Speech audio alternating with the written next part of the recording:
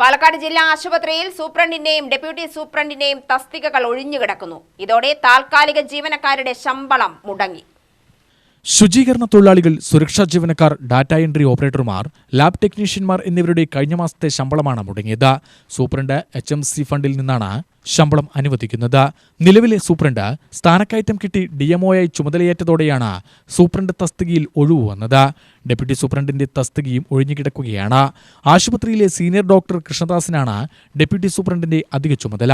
നിയമനം നടത്തി പുതിയ സൂപ്രണ്ടിന്റെ ഉൾപ്പെടെ ഡിജിറ്റൽ ഒപ്പ് ബാങ്ക് അക്കൗണ്ടിൽ ചേർത്താലേ ശമ്പളം അനുവദിക്കാനാവൂ. ഇത് വൈകിയാൽ ശമ്പളവും വൈകും.